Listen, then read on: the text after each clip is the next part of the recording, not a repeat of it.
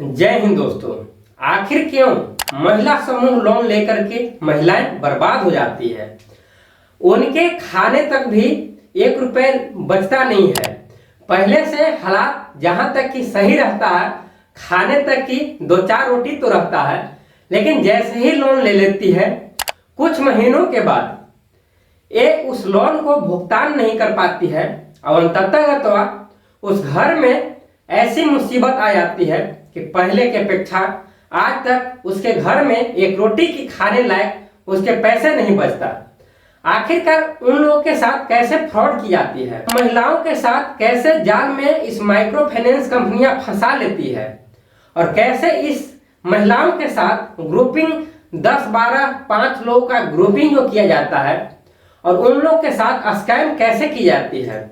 इस तरीके से स्कैम जो किया जाता है बारी बारी से समझाने का प्रयास करूंगा, क्योंकि बहुत सारे महिलाओं जो है एक मिडिल फैमिली से बिलोंग करती है। बहुत सारे कुछ महिलाएं हैं इतनी गरीबी रेखा से बिलोंग करती है कि उनके पैसे के लिए काफी खास जरूरत रहती है। लेकिन उन्हीं में से कुछ महिलाएं ऐसे भी होती है जो कुछ भी पैसे की जरूरत नहीं रहने के बावजूद भी महिलाओं के ग्रुप में जुड़ जाती है और जुटने के बाद वो जो माइक्रो फाइनेंस जो कंपनी रहती है ऐसे ऐसे बात करती है, ऐसे ऐसे इन ग्रुप के महिलाओं को जाल में फंसाती है कंपनियां और फंसाने के बाद सारी महिलाएं फंस जाती है और फंसने के बाद वहां से कुछ पैसे लोन ले लेती है और उस लोन को भुगतान नहीं कर पाती। स्टार्टिंग पीरियड में जो ग्रुपिंग जब ग्रामीण क्षेत्रों में ग्रुप को इकट्ठा की जाती है, पहला ग्रुप किसी गांव में 5 का ग्रुप रहता है, किसी गांव में मोहल्ले में 10 का, और यही 5 या 10 का ग्रुपिंग बना करके ये माइक्रो फाइनेंस जो कंपनियां रहती है ये लोन देती है। अब ये लोन जो है स्टार्टिंग पीरियड में 10,000, इसके बाद 20,000, फिर 50,000। इतना ही नहीं बल्कि इसका परफॉर्मेंस यदि इन महिलाओं को अच्छा रहता है उनको 1.5 लाख तक 2-2 लाख तक लोन दी जाती है। लेकिन बताया जाता है कि ये लोन जो है 1% का, कहीं पे 1.5% का ही है। लेकिन इन महिलाओं को समझ में नहीं आता, ये महिलाएं को ये भी नहीं पता कि ये वाकई में 1% का ही है। लेकिन इसको काउंटिंग जब करते हैं तो यही जो माइक्रो फाइनेंस जो कंपनियां हैं ये अंततः तो साल के यदि 1.5% के मंथली के हिसाब से कैलकुलेट यदि ये कंपनी देती है तो ये साल में यही 18% का हो जाता है। लेकिन इतना ही बात नहीं है, 18% नहीं देती है, लोगों को फ्रॉड की जाती है। इन महिलाओं के साथ ऐसी स्कैम किया जाता है कि लोग महिलाएं जो है ये समझ नहीं पाती है। पहले तो 1.5% के हिसाब से लोन देती है, लेकिन धीरे धीरे ऐसे लोन में इकट्ठे होकर के ऐसे फ्रॉड की जाती है। स्टार्टिंग पीरियड में 1.5% के तो लोन देती है और 50,000 रुपए या 1 लाख रुपए, लेकिन यही जब सालाना की बात करें तो 18% के लोन होता है। और ये लोन जो है कुछ महिलाओं ने मिल करके अपनी जरूरतों के लिए लोन को लेती है। लेकिन कुछ महिलाएं ऐसे भी है जो जरूरत नहीं है फिर भी उन महिलाओं के साथ बैठने के लिए जाती है और वहां पे माइक्रो फाइनेंस के जो कंपनियां में कई वहां पे कर्मचारी जब आते हैं ऐसे से जाल बिछाती है। बिछाने के बाद जिन महिलाओं के पैसे की जरूरत नहीं है वो भी इस पैसे के लोभ में फंस जाती है और उस पैसे को ले लेती है। और लेने के बाद वो महिलाएं उस पैसे के कुछ भी नहीं करती है, कभी मार्केट जाती है, कभी मॉल, तो कहीं कुछ भी खरीदती है, वो अटपटांगा सवाल करती भी है और ऐसे ऐसे कुछ कभी भैंस खरीदती तो कभी गाय तो कभी अपनी साड़ियां भी खरीदती है। और खरीदने के बाद धीरे धीरे जो भी पैसे लोन से लिया रहता है वो पूरे का पूरे पैसा बर्बाद कर देती है। और जब जैसे ही ये पैसे मंथली के हिसाब से जब पैसे पेड करने की बारी आती है तो इन महिलाएं जो है, जो महिलाएं के कुछ पैसे की जरूरत नहीं रहता है वो महिलाएं पैसे दे नहीं पाती है। कहती है कि अगले मंथ में चुका दूंगी, या 1 मंथ के बाद पूर्ति करूंगी, 2 मंथ के बाद पूर्ति करूंगी। धीरे धीरे ये जो है किस्त बाय किस्त जब फेल होता है तो इसी समय फ्रॉड की जाल बिछता है। इतना ही नहीं, माइक्रो फाइनेंस जो कंपनियां हैं, जब 10 ग्रुप का महिलाओं के जब ग्रुप का समूह बनता है उस समय प्रार्थना भी कई कंपनियां मिल करके करवाती है कि मैं शपथ लेती हूं कि हमारे 10 ग्रुप में से कोई भी महिला यदि इस लोन को पूर्ति नहीं करती है तो हम लोगों ने मिल करके इस लोन का भुगतान हम लोगों ने ही पूर्ति करेंगे। इस तरीके से वहां पे रिकॉर्ड भी कर ली जाती है, ताकि आने वाले टाइम में ऐसे यदि कोई भी महिला उस लोन को पूर्ति न कर सके तो उसको भरपाई जो है 10 महिलाओं में से एक ग्रुप में क्या एक महिला नहीं भी देती है तो 9 महिलाएं उसको पूर्ति कर सके। और वो महिलाएं भी ऐसे ही रहती है कि उन महिलाओं उसको पूर्ति भी करती है। लेकिन उन महिलाओं जो पूर्ति करते हुए एक महिला नहीं देती है तो उसके साथ 9 महिलाएं जो मिल करके उसके साथ गालियां देती हैं। बहुत इसको गाली को भी सहना पड़ता है। बहुत प्रकार के ऐसे भी है कि इनको कंपनियां भी आकर के बहुत डराती है, धमकाती है। अब इतना ही नहीं बल्कि माइक्रो फाइनेंस के जो एजेंट होते हैं वो आती है, इतना तक की धमकी देती है कि आपके घर में जो भैंस है, बैल है, इनको खोल कर ले जाएगी, सारे अपना घर में ताला लग सकता है। और ऐसे ऐसे डराया जाता है। हालांकि माइक्रो फाइनेंस के जो ग्रुप के जो लोन लिया जाता है उनके जो कमेटी होती है, उनके जो एजेंट होते हैं, उन एजेंट का भी काफी रिस्क होता है। ऐसा नहीं है उनको रिस्क नहीं होता है। यदि रिस्क नहीं होता तो आखिरकार वो एजेंट आकर के इन महिलाओं को तबातोड़ लोन के लिए प्रेशर क्यों करते हैं।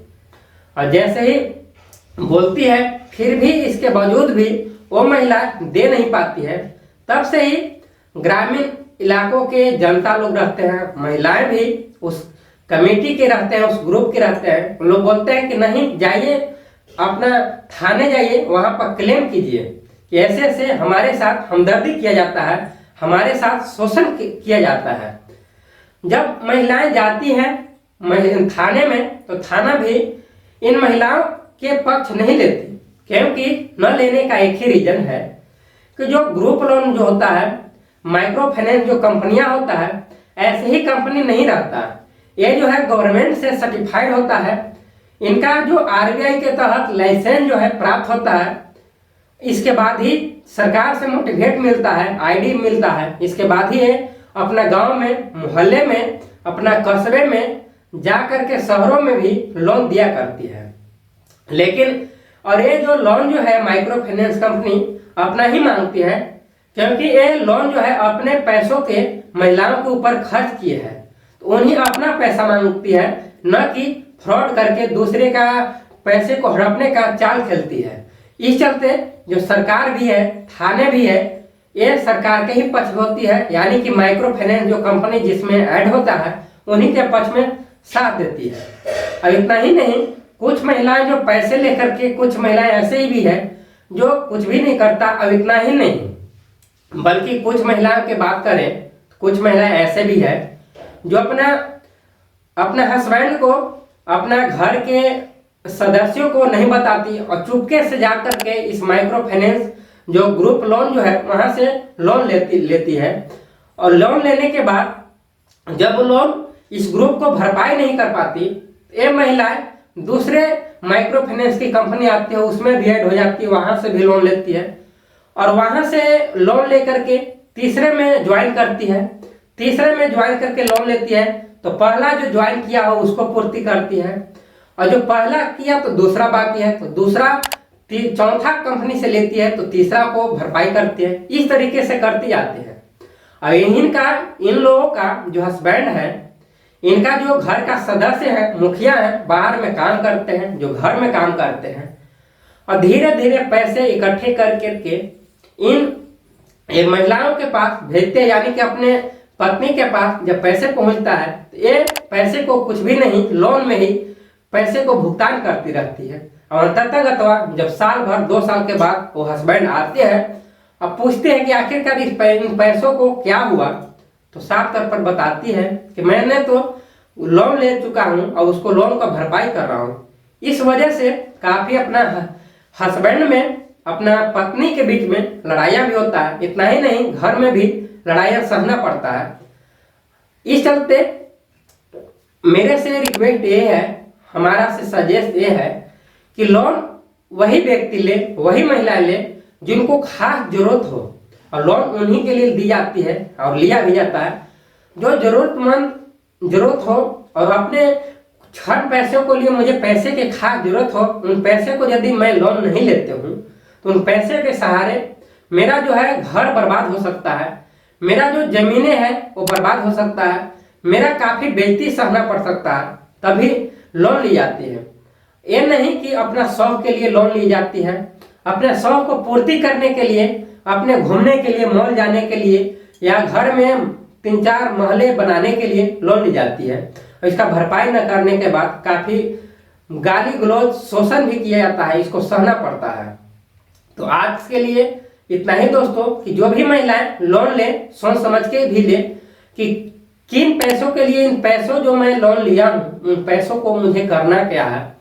इन जो है पैसों को मुझे सही कंडीशन पे खर्च करना है या उन पैसे को बर्बाद करना है, आप एक खुद ही सोच सकते हैं। क्योंकि मेरा ज़्यादा सा सुझाव है कि लोन के चक्कर में न पड़े। जो भी बाहर के पैसे कमा रहे हैं उन पैसे को धीरे धीरे इकट्ठा करें, और जो अपना पैसे की जरूरत हो वहाँ पर पैसे को करें, खर्च करें, ताकि लोन को भुगतान न करना पड़े। मान लेते हैं आपने 1 लाख रुपए के लोन लेते हैं 1% के ब्याज से, तो सालाना का आपको 12,000 रुपए हो जाते हैं। और उन 12,000 रुपए यदि लोन न लेते हैं और 12,000 रुपए यदि अपना मंथली इनकम के हिसाब से जनरेट करते हैं और वो 12,000 रुपए यदि बचते हैं, तो उन पैसे को अपना घर में काम कर सकते हैं। जो उन पैसे को फिजूल के खर्चे में जो माइक्रो फाइनेंस कंपनियों को दे देती है और कंपनी खा जाती है, क्योंकि ये कंपनी जो है निगल नहीं करती। जो इनका रूल पहले बताया जाता है उन्हीं के साथ ये काम करती है। लेकिन कुछ कंपनियां ऐसे भी है जो बताती कुछ और है और धीरे धीरे आने वाले टाइम में इसके साथ क्लेम की जाती है, फ्रॉड की जाती है। जय हिंद दोस्तों, इतना ही। और जो भी इन वीडियो को देख रहे होंगे आप लोग को समझ में आ गया होगा, और जो न्यू इनको चैनल को देख रहे होंगे इनका लाइक और सब्सक्राइब कर दीजिएगा, और जो सब्सक्राइब कर दिए होंगे उनका ढेर सारी शुभकामनाएं। थैंक यू दोस्तों, आज के लिए इतना ही।